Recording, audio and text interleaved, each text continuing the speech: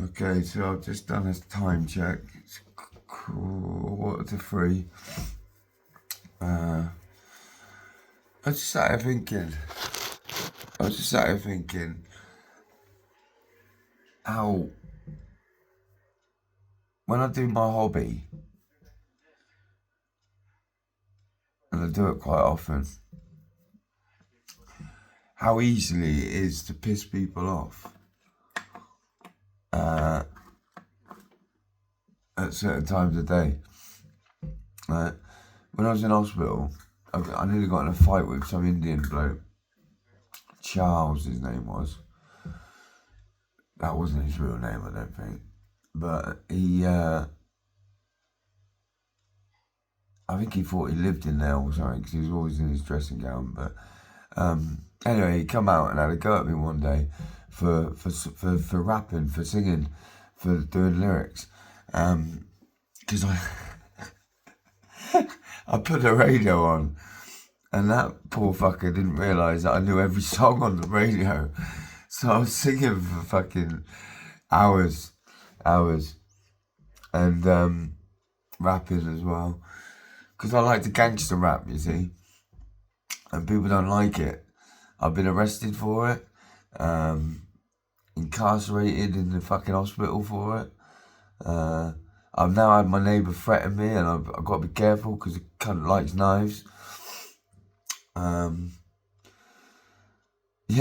Yeah, whenever I gangster rap, like I say, or just rap, or hip hop, or whatever you want to call it. Shit. Whatever you want to call it, it really pisses people off. I don't know why. Maybe I'm not that good and they just don't like it. Maybe, I don't know. But it really pisses people off. I've got in a fight over it in hospital. I got in an argument with it over my neighbour. My other neighbour, he doesn't even want to acknowledge me in the street. Weird. But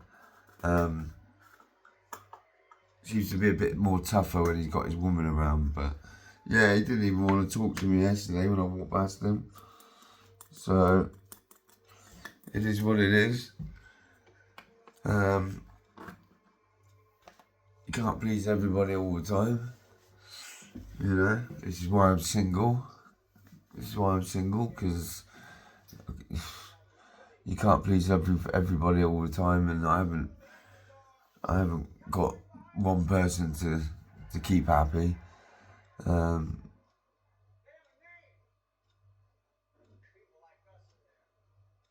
Yeah, but things are changing.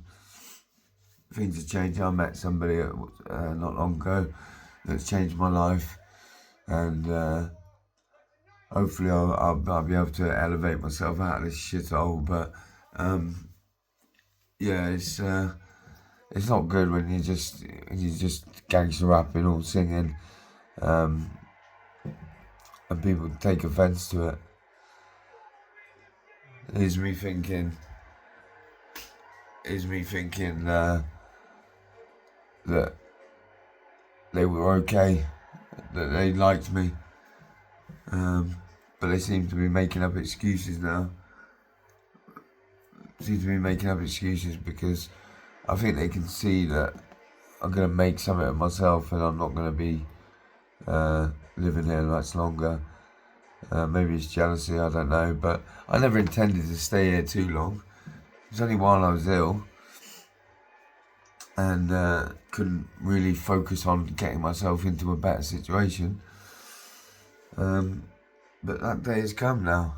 The day has come where I'm going to be looking for somewhere better to live, because not only is the environment shit, but the people closest to my place are starting to act up. So yeah, I can't sit here at this time of morning just rapping and singing, because he gets arsy about it. I wait till he goes out hunting for fucking victims, and then I'll fucking do it. I don't even play music. I've got headphones on. I don't play music. don't need. I've got music in my headphones. I don't need music out loud. I don't need to perform it. I'm practicing it. I'm studying it. Right? And I'm not just talking, I don't know, Eminem, MWA, Dr. Dre, all those rappers. I'm not just talking that sort of music. I'm talking 70s soul,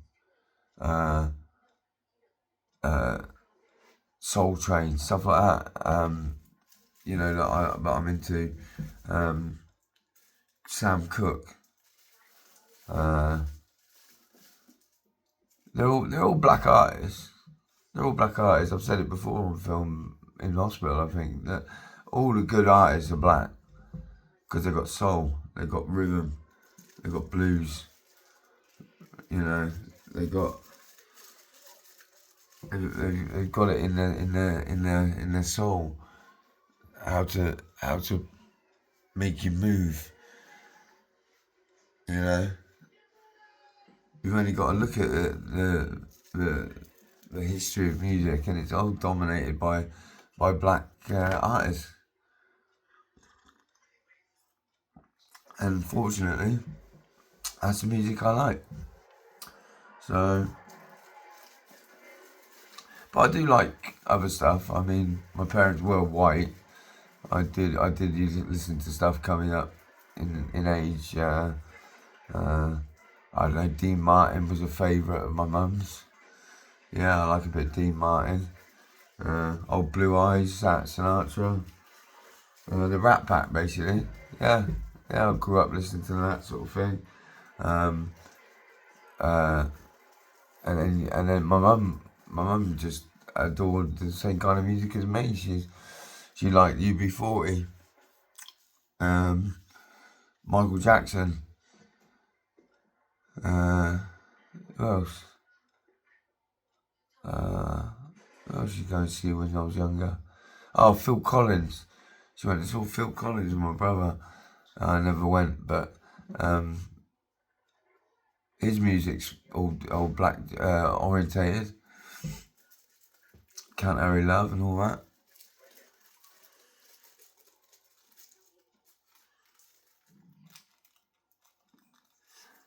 But I've been thinking lately, instead of buying a new set of headphones because my old one's broke,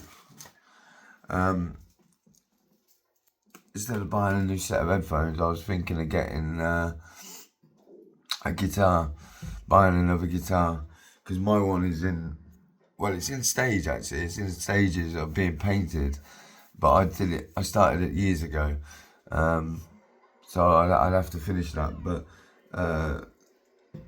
the new guitar would be just purely for possibly painting later, but purely for practicing on. You can keep yourself entertained for hours with a guitar if you like the sound, and it's not a drum kit, alright, so it doesn't piss people off. But yeah, I started learning to play the guitar. I was talking about him the other day, James Carroll. He died on heroin. I think he died on heroin. That's what I was told. It could be bullshit, but yeah, I think he died of an overdose.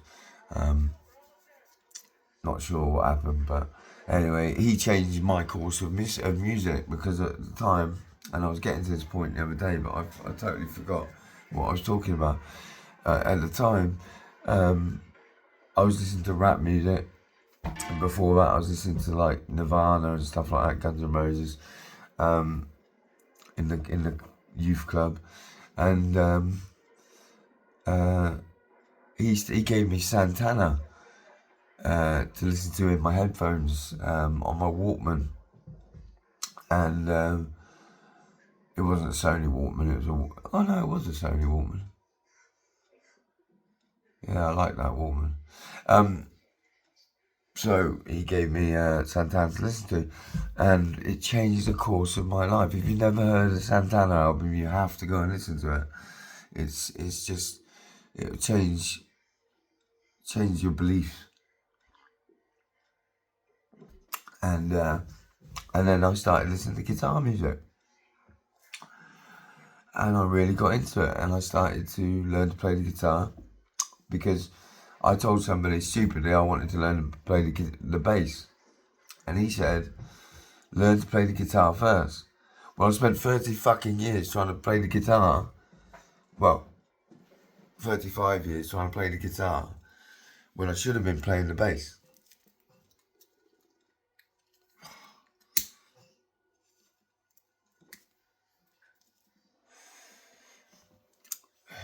Yeah, so I started to teach myself how to play the guitar, and I got quite good. I could quite riff, I could do a few riffs and stuff, and a little bit of blues, and I can play to music as well.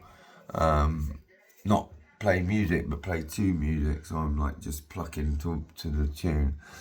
It all sounds good to me. I don't know. I've never played in front of many people, so when I have done, it's been at like 4 o'clock in the morning at a rave around a campfire or something in a farmyard. Up in somewhere in Swindon. I can't remember, but those times of playing the guitar coming back, I think. I don't think I had the time in my life to play it because I was always watching TV and just procrastinating about stuff like most people are doing right now. Whereas now, I've got a game plan, I've got a goal, and the goal isn't to sit here watching TV. There's film on at the moment, Maze Runner. I'm not watching it.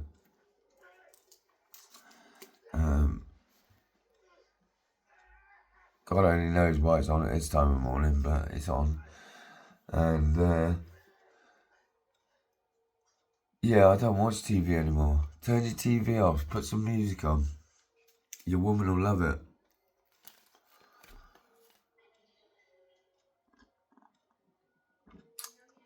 Of course, don't do it during Coronation Street or EastEnders because she'll go off her nut.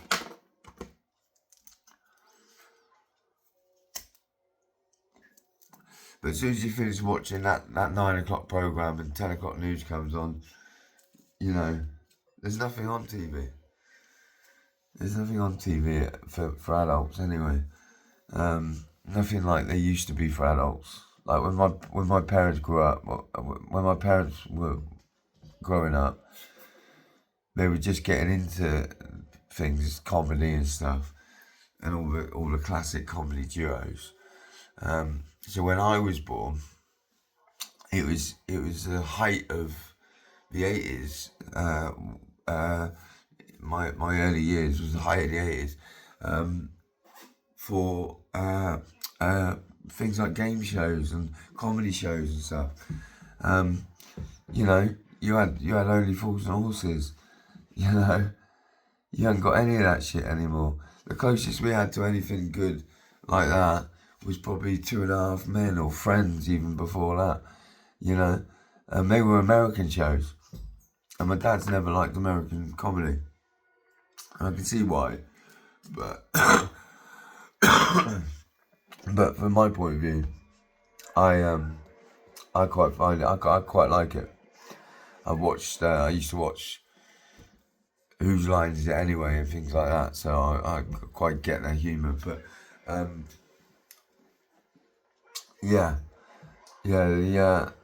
the comedy now, there isn't any. There's no life in life. There's no life. There's no life on Mars anymore. There's no life on Earth. Right? It's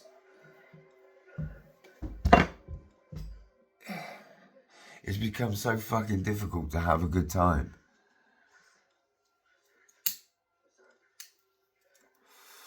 Everybody's locked away in their houses. Nobody wants to venture out because of COVID. It changed the whole fabric of fucking human history. Yeah. Took away my life. I had to start again. And I had to start again in a fucking hospital. But I'm going to reap the rewards. I'm going to reap the rewards of what I've experienced and what my friends have experienced.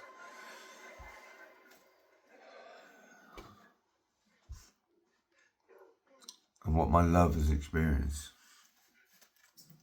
Ups and downs, swings and roundabouts.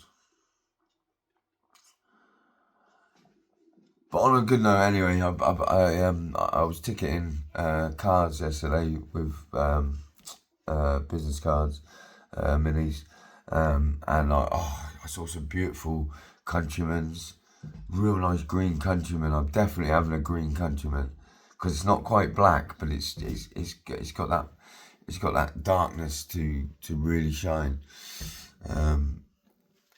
So I don't know what it is. It's probably Racing Green, which is the new Racing Green, but it's really nice, dark, militant colour. It's awesome. And it's on a Cooper S as well, on a Countryman S. Yeah, so I'll hopefully hear back from them. I don't get any response from people. And they'll regret it because one day I'll be doing top-end supercars that I won't have time to do these little minis and little run-around cars. I'll be doing big bloody supercars for hundreds of pounds because that's what the job is. I just like minis. They're easy to do. They're quick, and I love driving them, and I love the way I am in them. I love the way they make my woman feel. Yeah. Yeah, she likes them too. Soon to be woman. One day. Yeah, right.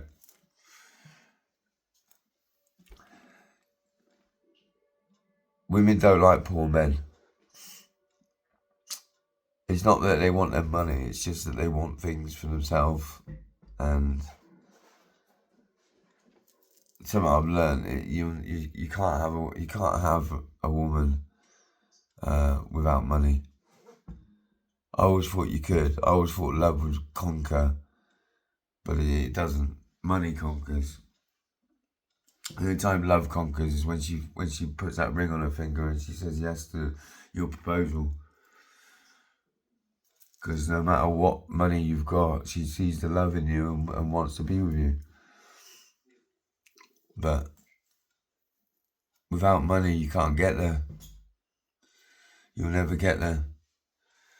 You'll never get to that point where you trust each other and explicitly and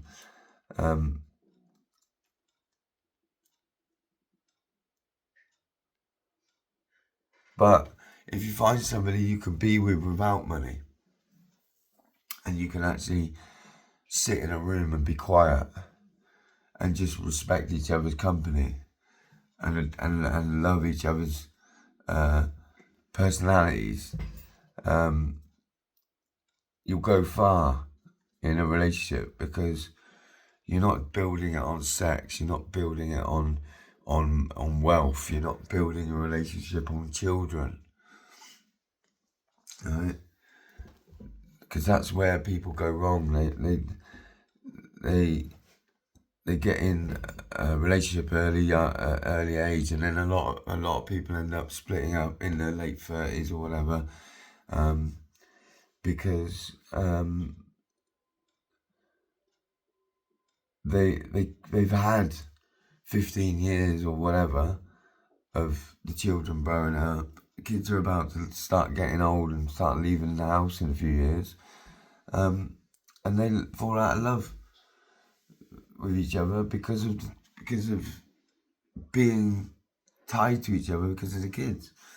So I've seen it many times with people I know with children. My friends have got kids and don't see them, and they struggle to see them, and they don't get on with their ex-partner, and they haven't seen them for years, and they miss birthdays or whatever. And it's all because of the relationship they had with the person that they had the child with, which is why I've never really had that problem. Because as much as I believe I probably have a child, and was told once that could be the possibility, I haven't seen the woman. She's around. She's around this town, but ever since COVID, I haven't seen her knocking about. So I'm obviously doing different things. I'm going to different places. I'm not going to the same places. I'm not living in the same place. I'm not driving the same car. Things have changed. My employment status has changed. I'm now fucking unemployed because of all these medical stuff. So I couldn't even get a job. So fuck you, government. Right? You stopped me from getting a job. Why? Because not only did I have a false arrest, but now I've got this other thing underneath me. Right? So people that employ me go, so why? So what have you got? Schizophrenia? Schizophrenia? They'll think the same thing I do. Fuck me, that must be serious. Right? They won't think what I know, and that is that it's a misdiagnosis, because if anybody's schizophrenic, it's the person making the fucking diagnosis. Because I am not fucking schizophrenic. Right? I don't know what it means. I've been told what it means, and it still doesn't make sense to me. Talking about illusions and delusions and shit like that. The only fucking illusions I've got are illusions of grandeur, of a better life.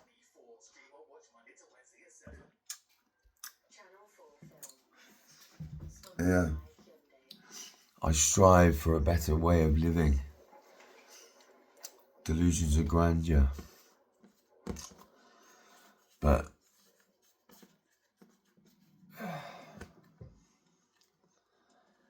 I can't live like this.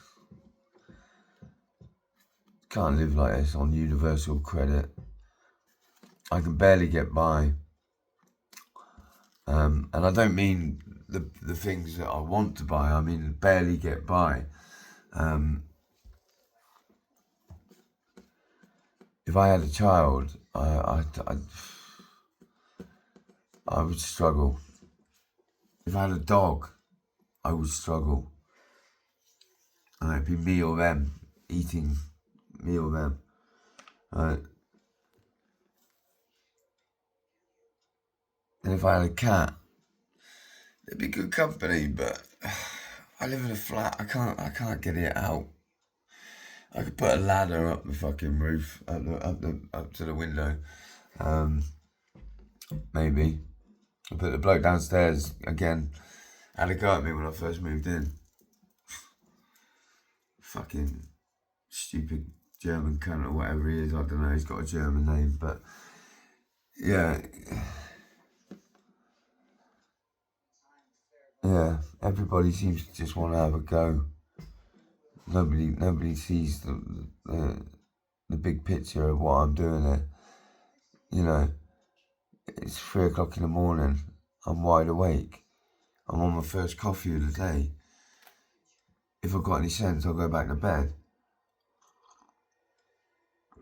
But this is the time that I work. This is the time that I do sing and rap, because it's the only time of day that I've got a peace at home. The rest of the time I'm out. So yeah, I can't do my hobby. I need somewhere where I can express myself at any time of day, with a microphone or not. You know, I need somewhere to call an office.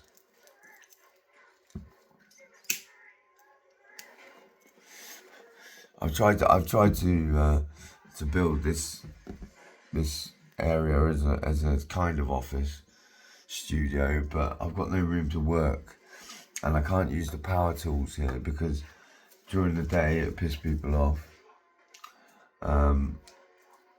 and it wouldn't be a one-time thing, so it'd be a constant thing, and it would just start to really wind people up. So I've got no choice but to find somewhere I can use power tools. I've found somewhere. I've contacted the landlord. I've sweet talked him into what I want to do with his building. So I'm hoping I've sweet talked him into getting a response, or her.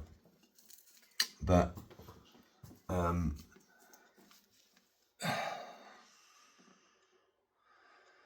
again, it costs money. Now, yesterday, I looked at my channel, and the channel had 6,398 views, which has gone up about 1,500 views in the last few days. But I can't work out why. I can't work out what video boosted it. But what I can see is a lot of my videos aren't being published because they're just not uploading properly.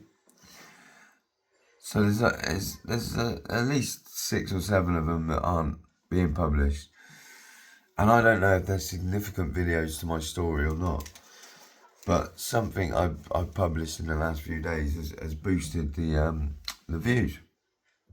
So, of course, my next stage is to work out how to float this company or float this channel for sale. But someone said to me, no, you can't sell the channel. And I was like, why not? He said, it's too boss. And I'm like, but I need to make money. Surely there's a way of making money and keeping your channel and keeping the lifestyle going the way that you've got it.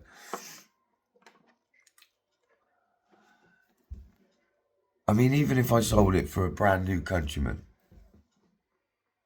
would I be happy with that? I would, because none of these videos have been about what I'm actually making a video about. And that was getting out of hospital and polishing some cars, but the cars broke and I had to buy another one, and that broke and I had to buy another one, and the story goes on. But when I start doing these proper videos of people's cars polishing, I'm gonna set up a live feed. Maybe first of all I'll just do live on here, but I'm gonna set up a live feed so there's a camera facing on the car whilst it's being polished. Right? I got the idea last night when I was in someone's house and they had security cameras up, and it was on the screen, 4 cameras working perfectly, and I thought, that's what I need. I need a system where you can actually see closed circuit TV. And then the customer could look on their phone, go and have a coffee. They can't hang around the house while I'm doing the car because it's not that sort of place or environment. It's not an office. It's not a workshop. It's somebody's home. So I have to let them. They have to drop off the car and bugger off for an hour, 2 hours, because it's not fair on the owner to have strangers just coming in and out of their house. So what I'm going to do is I've got 2 people that were interested, and both of them were written notes, so they both know that what I'm doing with the channel. One of them was interested.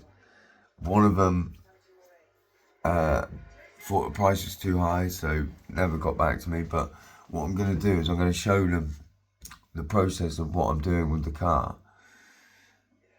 And if I can get one customer out of 2 to do the job and follow me and subscribe to me and do this and do that, then I'm doing my job. I'm doing what I'm supposed to be doing. But the only way that people are going to subscribe is if I start making these videos polishing. And I need a workshop because I want to start French polishing. I think polishing wood is a lucrative business. So I'd like to get into it. It can't be any more different than polishing a car. Wood doesn't melt.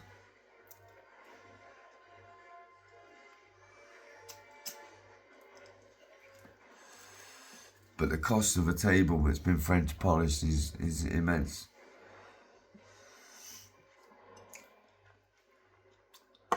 And you're not even French polishing your own tables. That's for later. I'm talking about offering a service to people who have already got the table. And they're big places. These places that have got these big tables. So when they get polished up, they look fantastic. Absolutely fantastic. Nothing better than a polished piece of wood. Other than a polished paint job.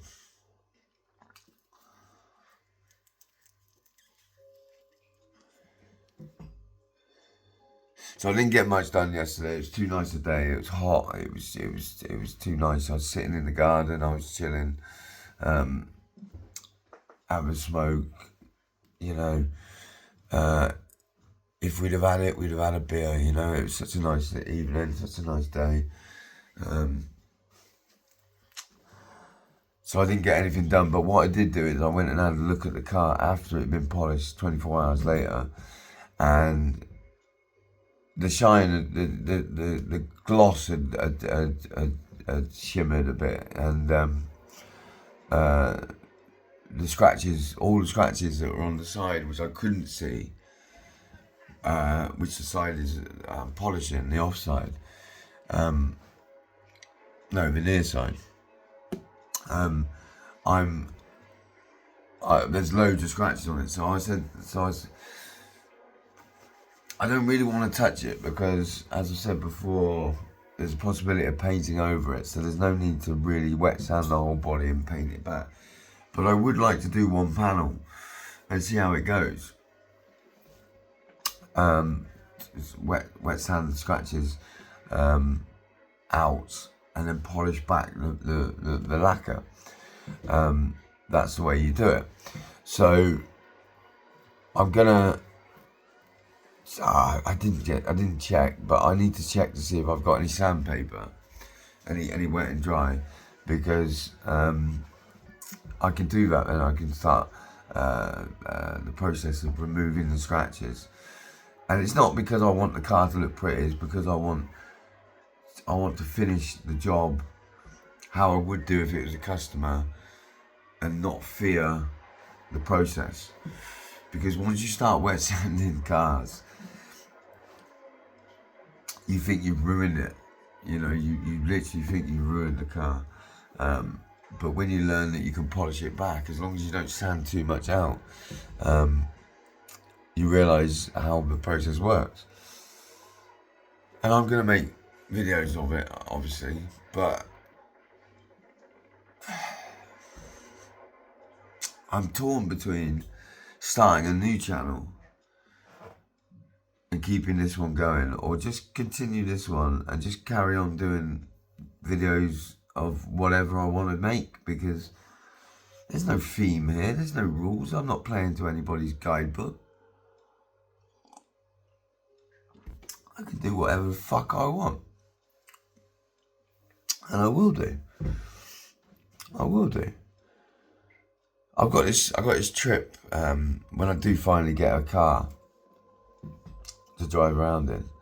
I've got this trip planned where I'm going to get the decals put on this new one.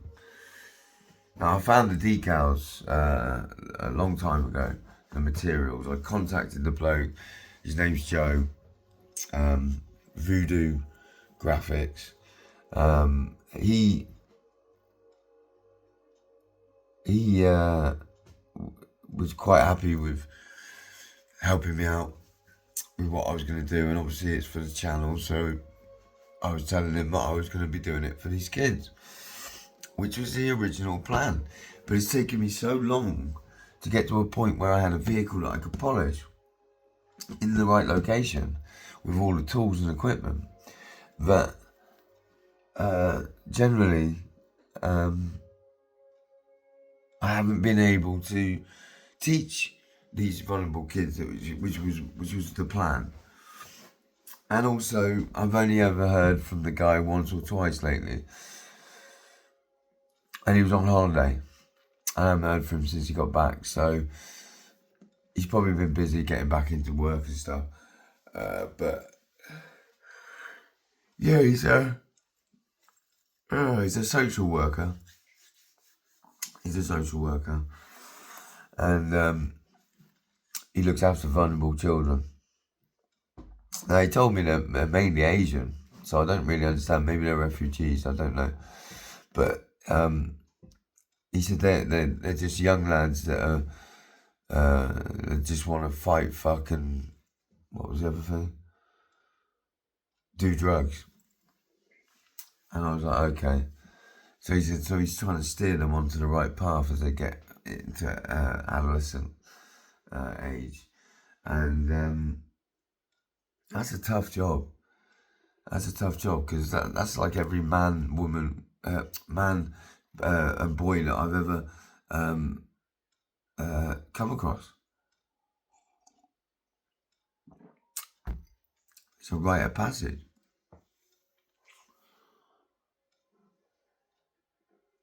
But you grow up, you see, you get older, you realise you can't be doing that. You've got to have some sort of substance to your life. Some sort of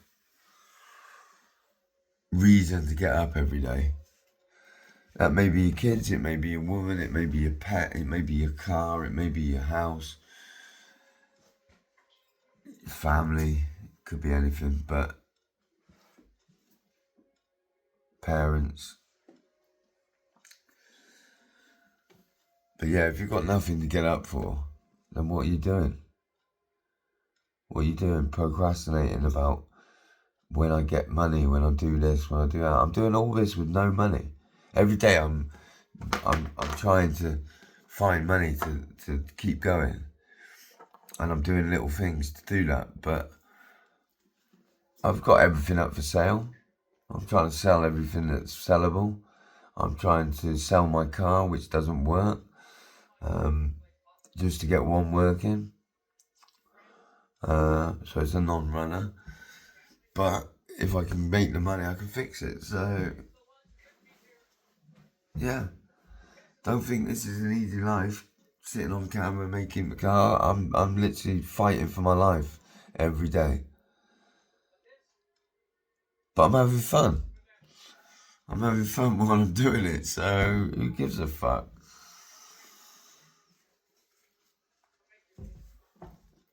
Yeah, nobody can take away my happiness. Well, they can, they've done it already, but what I mean is, I found it again. But I'm not making it so fucking obvious this time, because people seem to want to fucking take it away from me. Yeah? Do I go into town rapping lyrics, NWA with the N-word and all that anymore? No. Do I fuck? No. No, if I see a police officer, I won't be getting their attention. Motherfuckers incarcerating me for no reason. It's a funny story though. I'll write it down one day. It'll be an hilarious fucking limerick or something. I've got a really good short story which I wrote during the point where I went into hospital. The psychosis is what they think it is called, cannabis psychosis, but that's bullshit. So I wasn't losing the plot. I was actually enjoying myself. But I wrote down a story, a two-part story short story years ago, after the event of when I realised what I wanted to do with my life, and it was about racing. And I read it the other day, and it's pretty good actually. I mean, I don't read a lot, but it's like someone said to me the other day when I was reading out an abusive. Oh, what was I selling? I was selling something. The table. I was selling the coffee the laptop table, and the woman came across. I want it, and then the conversation turned sour because she wanted me to do some dodgy dealings with an app for the Barclays. No, I ain't stupid. I know that ain't real. So then the conversation turned to abuse. And I was like, fuck off, bitch. I'm not interested in your fucking scam. So her husband pipes up and he goes, don't call my woman a bitch. And my wife a bitch. And I was like, okay. Well, she's trying to scam me, mate. No, you have 24 hours to send money or you will be in very trouble. I'm like, okay. So the conversation turned to gangster shit because I started saying to them like bathing their blood and stuff like that. Anyway, the point was what I was saying to them as quite comical from my point of view because I thought I'm going to show you that you don't just phone up people randomly, start buying stuff off them and then scam them because you don't know who you're going to meet. So I made it a very, very awkward situation for them, just telling them that I'd come out of prison for after 15 years of murdering my wife's husband or whatever. I can't remember what I told them, but anyway, it was quite a funny lyrical genius, lyrical fucking statement. And I read it to somebody and that's what they said, you're a lyrical genius. And I thought, well, I have written some stories and I read this one. And it's really entertaining when you read it. I mean, I read it entertaining because I wrote it, but I reckon if someone else read it, I reckon they'd see the same thing I do. So I was thinking of publishing it. Can make a few quid. Put it in a car magazine. I don't know, send it to Clarkson. There's possibilities I could do quite a lot with it. I could start a whole book and make it a whole story. But it's not a fantasy, it's real. So, in order for it to be real, it has to happen.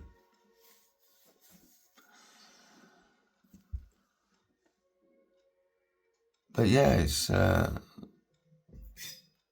good story, and I think it's worth putting out there. I just happened to stumble across it. I don't even know where I'll find it again, but it's on the computer somewhere.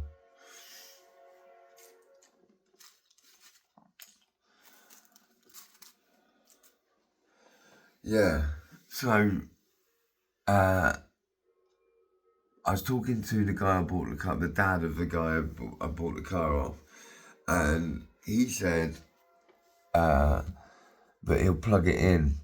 He also made a small promise that he'd definitely get it going with me, get the car running. So I'm looking forward to that. But basically, we haven't plugged it in yet, and I think he said there's no codes on it when he last plugged it in. But there's been a lot of faults on it since then, so it might be worth plugging it in. And if I remember, I'll take my little USB diagnostic type thing, not USB, Bluetooth, and take it over there and plug it in and see what I can see. Because I'm paying for the subscription anyway, I might as well fucking use it. But without plugging it in, you can't find out what's wrong with it. So that's the plan the next couple of days, is to stay out of trouble, stop all fucking excitement in my life. Right? I can't be getting excited. No one wants me to be excited about my future. I can't sing. I can't fucking rap. I can't practice. I can't work. Can't drive. Can't do much with my hand. And yeah, it is what it is. It is what it is. I am where I am because of where I've been put, not because I chose to. I didn't choose a life like this. This is what happened to me.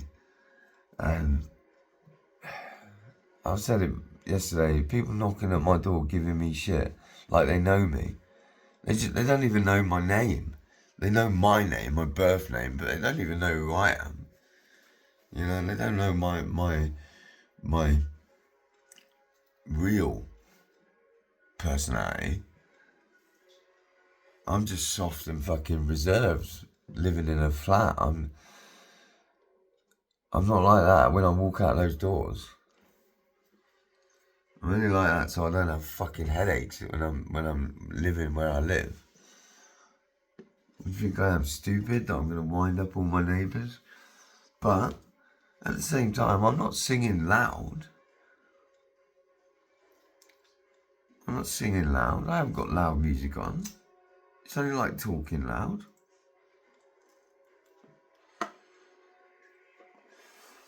Can I help it if I can keep it going for fucking 4 hours? Because I know the songs. I'm practicing to do a fucking concert. The World Tour album. That's what I'm doing. You're sleeping, I'm fucking awake. I'm wide awake doing fucking work. And you're sleeping. Right? So don't tell me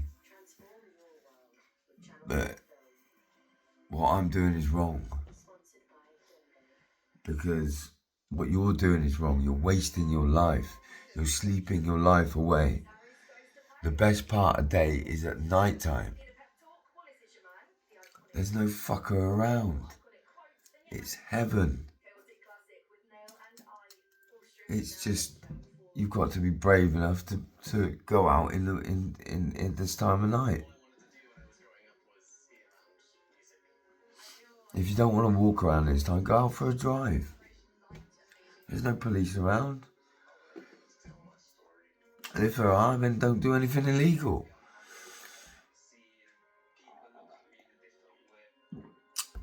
But why sit in your house? Why sleep? You know? You can sleep during the shit hours of TV, which is like 6 to 9 o'clock. There's nothing on TV. Go to sleep. You know? Wake up about midnight. And dance in the moonlight. That's what you should be doing. That's what we all should be doing. Dancing around campfires at midnight and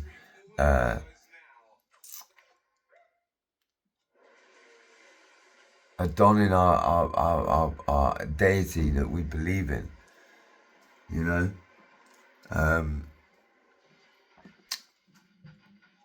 That's what they did in ancient times. And then they went to battle in the morning. Drink and be merry, for tomorrow we will die, or may die. Tomorrow we shall die.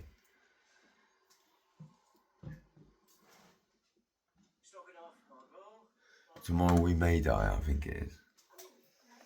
But that's what I mean by sitting on Century Watch. Alright? I'm on guard 24/7.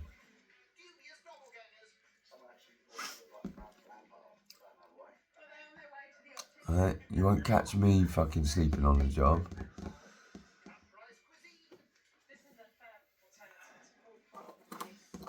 I sleep when I'm tired. I don't go to sleep as a routine.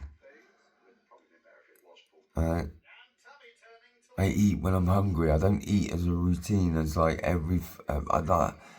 should eat 3 meals a day, but I'm trying to lose hospital weight, right? From the food that they had me on, the medication, the bullshit that I had to go through. My body lost its whole shape and everything.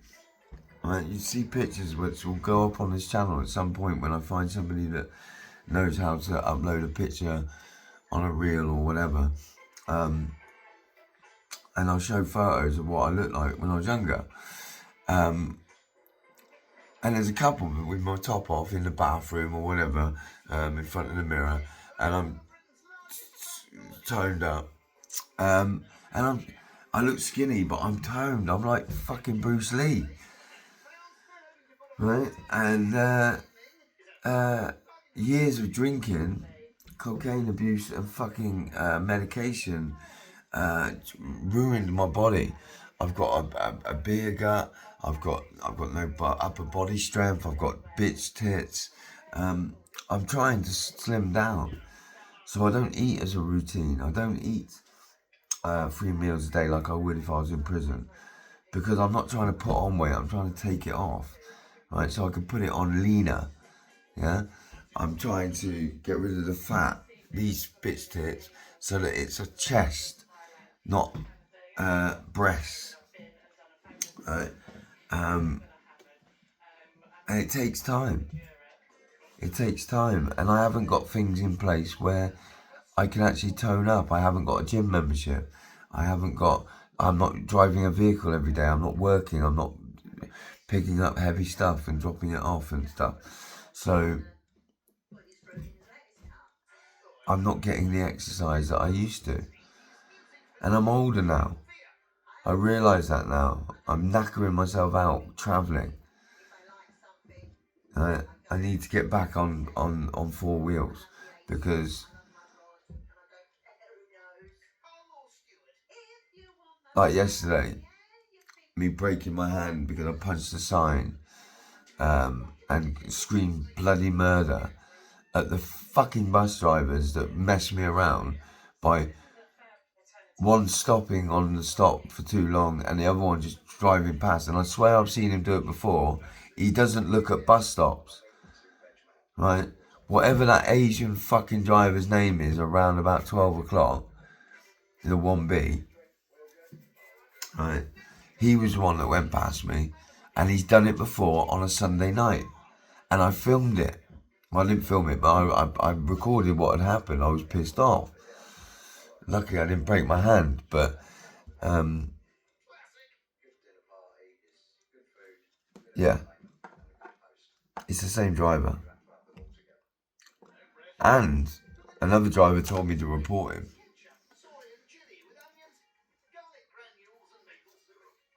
So I may find the guy again, because I know what he looks like.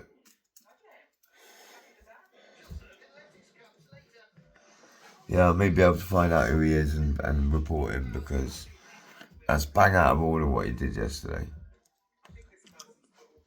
But the second driver, my point, was not supposed to pick me up at the bus stop, which I'd walk to. But there's no other bus stop apart from up the top of the hill. And it was 15 minutes away, and there was no way I was going to make it before the bus arrived. And luckily this bus pulled over, and I was on the phone, and the bus driver said to me, "Where are you going?" I look on the bus, there's nobody on the bus.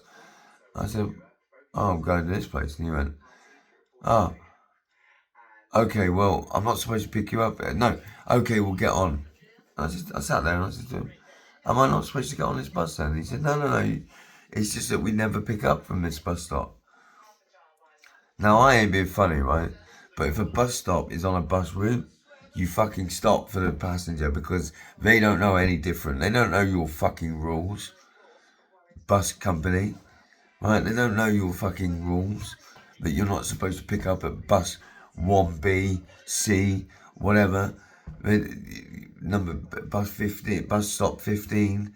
You just don't know what those rules are, right? So I see a bus stop, I stop. I know there's a bus coming this way. It's going in my direction. I'm expecting to get on the fucking thing. If I was in a wheelchair, it'd be different. Because I could guarantee that you would see somebody in a wheelchair at a bus stop, regardless of whether you are supposed to stop or not, and you'll stop.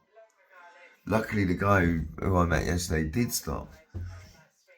And he was a nice bloke, and I explained to him about the channel and how it started and where I've been. But he probably thought I was crazy. I'm not crazy. I've just put it all on fucking film. There's 200 videos on there of where I've been and what I've been up to. I don't care. I'm not hiding anything. I didn't even know I was reaching that many people at first. Right, but why does everybody have to try and stop me in my tracks? Just stay the fuck out of my way and let me do what I've got to do. Right? And I'll be gone. I will disappear out of this area.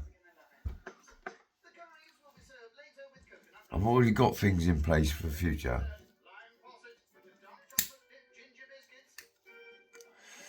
I'm making fucking moves. Gangster moves. I'm already looking at advertisement situations. Can't spend my day walking around fucking car parks all day. And what I do is I do my personal business in the morning. I go out in the lunchtime looking for minis. And in the afternoon go and polish the car. It's not a bad day to be alive, to be honest, but there's no money. There's no money because people don't want to polish cheap old cars. But they're the best. When I did that mini the other day, it just looked absolutely fantastic. And I didn't get rid of the scratches, it just masked over it and made it look good. The next stage is to try and get rid of the scratches, and that's wet sanding. So, one scratch at a time. I'm not going to do the whole body. I'm just going to do one scratch at a time. I'm going to repair one thing at a time. And then maybe I might start painting on it. It does need a paint job on top of the paint job. It needs to make it unique. And there's nothing more unique than flames. And I've been thinking of getting back into airbrushing and practicing that, because I'd like to paint my own flames professionally on the car. But at the same time, I'd like to find somebody who can already do it and have it done professionally, because that would look awesome. And I can practice on another car later, right? But I can practice airbrushing in here. It's not. It doesn't smell like spray cans do. Don't spray indoors. That's not a good thing to do. I've done it and it lingers and it ruins carpet. It ruins vinyl. It just do not spray paint cans indoors without a respiratory,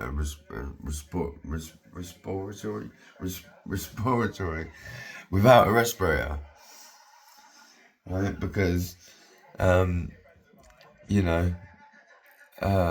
done that many times, painted without any mask on, and I've fucked my lungs up. So, and never, don't ever not use a mask when you're using lacquer, because it's coated. It'll coat your fucking lungs with what is it? With lacquer, with clear coat. I can't remember the chemicals that are in it, but you breathe that shit in, and that's not good. So I've done a lot of that to when I first started, because I was painting indoors in a garage. But I used to have the garage door open, and this is where the problem began, because the neighbour, Steve, he's an arsehole. Everybody knew he was an arsehole in the whole street. He pretended to be a nice bloke, but he was just an alcoholic. And he made the things difficult all the time. When I was building my future, my business, my brand, I was building everything up. I even set a microphone up at one point, but I took it down because I thought I don't want to start belting out tunes and that. So I had it all set up. I had a garage, I had a place to live, I had a studio, I had a place to work. I had everything I needed. But this place hasn't got that. So I need to find somewhere that has. And I don't want to do it indoors in a residential building. I want to find a commercial building. And I found one which is quite cheap for what I need.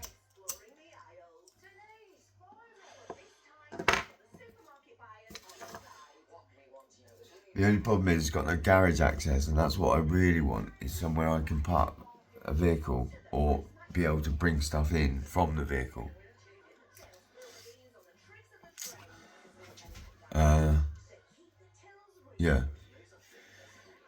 It's there's no way I can do anything like what I want to do coming up in this flat. So we live in hope that the estate agent will get back to me with some positive news, because he or she, the landlord, would have got them the email by now. I don't think anyone else is doing anything in this building, so I've come at the right time. It's got everything I need. It's got everything I need.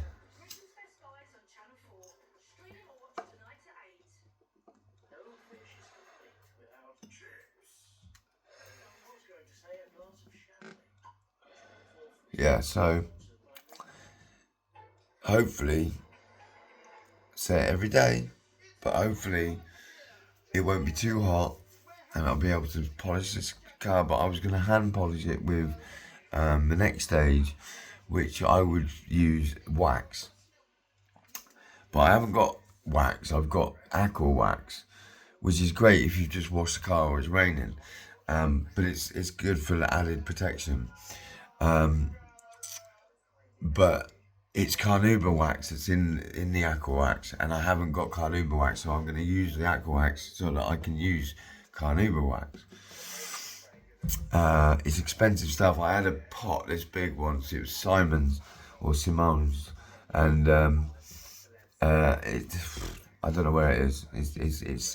It's probably where all my other stuff is, but it disappeared, and I never got a chance to use it because I was always painting. You can't wax a car that's been painted for a few days or a few weeks, so I never got a chance to do in that stage. But I have used the aqua wax before, and it's good stuff. It prevents it protects from the rain and everything. So that's the last stage that I've got that I can use at this present time until I hook up with the Autoglym rep, who I believe is going to set me up with the professional Autoglym stuff, which you can only get as a tradesman, and it's expensive as far as I can tell. So it's something I'd have to learn about, but they also do courses, and I thought about years ago going on a course for a week or whatever and learning about it. But I just got so much experience working with the stuff, working with the products I was using. That I learned. I just got used to it. I learned. So I didn't need guiding through a course. I taught myself the course. But when it comes to this professional stuff, it might be worth doing that. Maybe get a qualification or something from Auckland.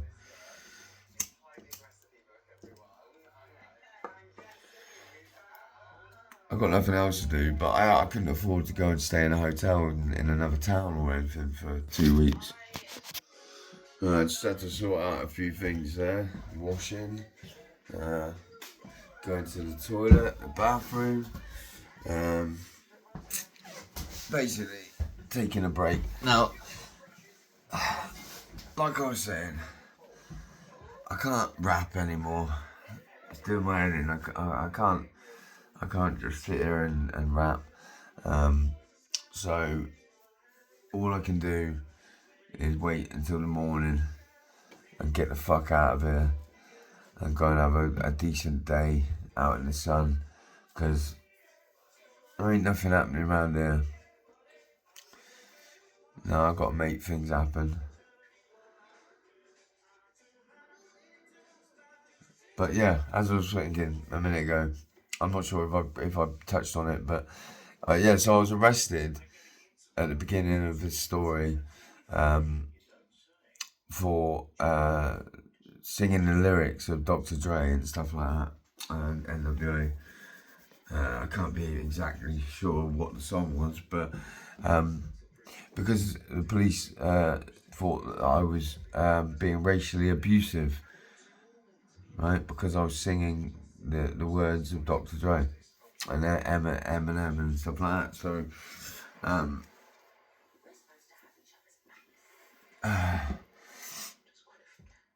so I'm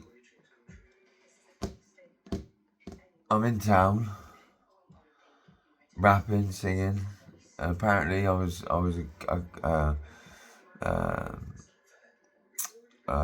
not accosted at that point, but I was approached by a couple of police officers. One real sexy one with a speech impediment, but she was sexy, and the other one, who I believe was actually a fucking nurse, psychiatric nurse or something, working as a police officer, because I saw her picture in the fucking hospital on the wall as a nurse. That might sound fucking paranoid to you, but when I looked at this picture, I just couldn't believe it, and I wasn't on anything, so I wasn't taking medication, and I wasn't abusing fucking cannabis like 2-3 days beforehand. So my mind was quite clear, but yeah, this sexy one, she says to me, "Oh, what's are you known by any other names?" And I just smiled and I said, "You'll have to wake up with me next to me to find that out." And she went, "Ooh." so I thought to myself, if the circumstances had been different, I might have got on with her, but yeah, I'll probably never see her again because she's an officer, so you never come across the same one twice. If you do, you're very unlucky.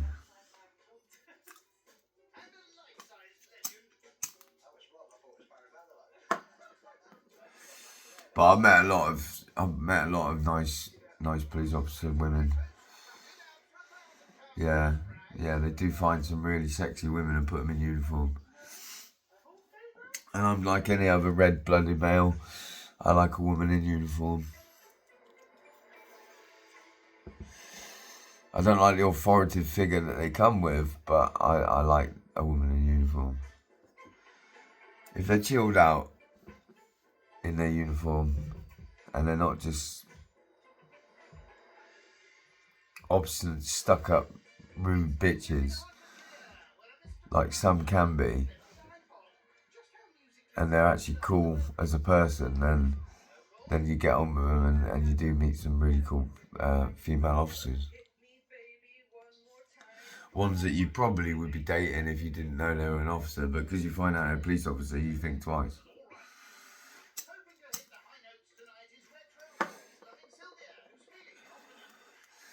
But it doesn't matter to me. It's not like I'm committing major crime. I sleep with a female officer and not worry about her getting me arrested. I mean, fucking hell, she'd probably be smoking the weed herself.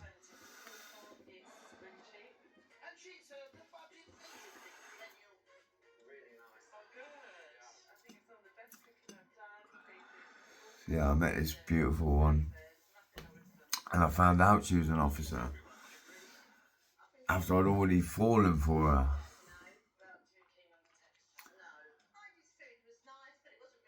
I think I threw her. I think one day I was arrested when I was drunk, a long time ago, and I think this female officer came to me. I asked for a glass of water. I asked for water, and she was really, really nice. She was really pleasant. And each time I've come across her, I think I've come across her a couple of times. So you do meet them twice.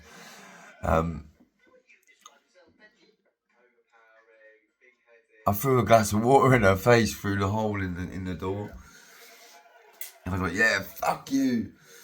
And even though I just violated her with water, she just smiled at me, and I'll never get that look out of my face because every time this woman's looked at me, she smiles at me, and I know it's her because the way she smiles at me and the way she moves, she shuts about and stuff. And if I saw her with her daughter, which could be construed as being someone else's, yeah, if I saw her with her daughter, then I'd definitely recognise her. But only because they're so opposite. One's blonde, one's brunette. But yeah, I threw a drink in her face. So anyway, years later, I went back in the cells, not long ago, with this hospital thing, and so about 4 years ago, and she she was in the custody suite, I think, and they don't do this, but she did it for me. She said, "Oh, okay, so we're going to take you down to your cell now." And normally the big fucking burly police officers that dragged you in there will take you to your cell. But she actually got out of her chair off the high pedestal thing that they sit on at the sergeant's desk in the Wiltshire Constabulary station. And she got up and she said, "Okay, we're going to show you to your cell now, or to your room, or whatever," she said. And I was like, "Okay." And she was really pleasant, and that's how I know it was the same woman, because she had that same smile on her face. And I think I may have pulled her one night when I was out, and then I pulled her again and again. And I used to think it was a different person because she used to dress differently, and I was out of my head sometimes when I was talking to her, so pissed up and that in town, or Old Town, and yeah, we went home a couple of times together. I think she pulled a switcheroo on me once and told me she was going home and sent her sister with me one night, but I'm not sure. It's all a bit of a blur. But yeah, they do come quite nicely sometimes. The police officer, female police officers, they are quite nice to you if you're nice to them. But throwing that drink of water in her face was just the height of what went wrong in my life. I could have fallen in love through that hole in the door because of the way this woman smiles at me. But I threw water in her face. I violated her with water. And I never got a glass of water, so I had to go to sleep dehydrated. Can't remember what happened to me after that, if I went to court or whatever, because I was drunk and it was a stupid fucking time to be arrested. Probably fucking out my nut. But yeah, I remember her. But she's got another colleague, and I've come across her a couple of times. And I think they phoned me years ago, and she came to my flat, this officer, and her colleague, and she said that I'd impregnated her friend, her colleague, her friend. And I was like, who's your friend? And she told me her name, and I was like, I don't know who you're talking about. Because it's quite possible that this girl gave me a false name every time, and that's why I thought it was a different woman when I'm pissed. But yeah, she said, oh yeah. So I then get a phone call from her, and I'm just chilling in my flat, and she says, oh yeah, hi, it's such and such, Haley or whatever. I'm in the car with my colleague, 2 blondes. We sat in the car, and I tried to invite them over, as you would do, because I'd just woken up and I guess I was horny. And 2 police officers coming around and having sex with me would have been the highlight of my fucking year. So I tried it anyway, but nothing came of it. I never heard from them again. But I wanted them to come round. I wanted to be friends with them. I wasn't just going to try and fuck them. I don't do that, you know. Well, I did. I would have back then, but I don't do that now. I've got too much going on to be distracted with sex and relationships and stuff. I've got what I want. I don't need other things right now. I've got what I need and what I want happening, and there's no need to complicate things with a love fantasy in my life. I want it to be real. You know, I don't want it to be a fantasy. I don't want it to be up here. I want it to be real. So I'm making it happen by keeping it real. Right? It's natural. There's no forcing of it. I'm not trying to get her into bed. I'm not trying to get her money. I'm not trying to get a fucking finger with a wedding ring on it. You know, whatever woman I meet now, I'm trying to engage with them and trying to understand them and what makes them happy, because that makes me happy. I've got no interest in self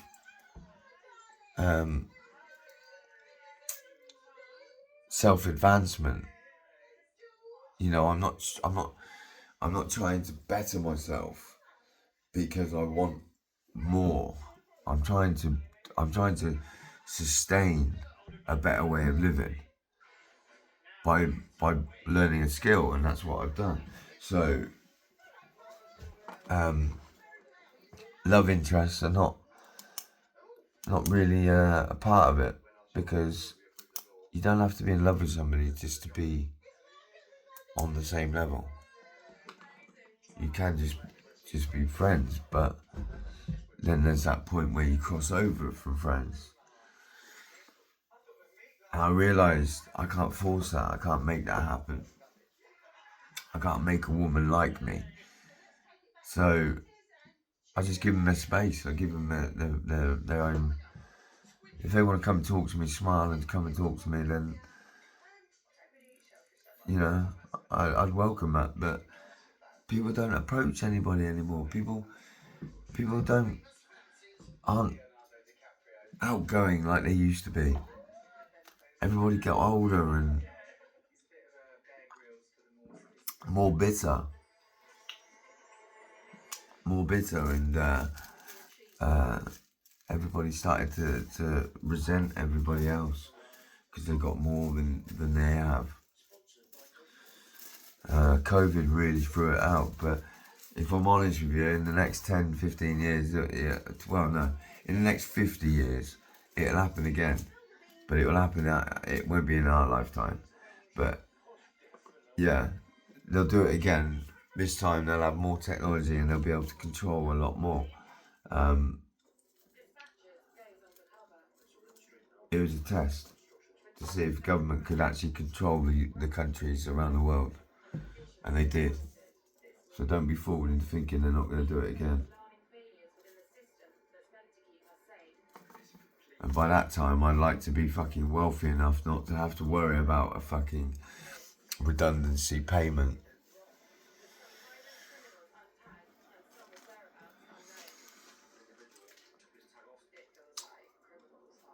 Yeah, it ruined my life, COVID. It ruined my life. It changed the direction of my life completely. If I hadn't lost my job, I wouldn't have started smoking more, and I probably wouldn't have been arrested.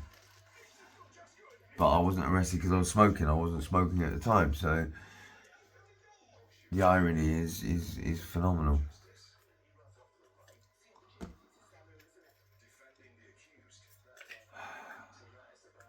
So I guess I'm gonna put some music on, try not to rap and sing, but listen to some old tunes. I like listening to old music on the weekend, getting away from the thug life.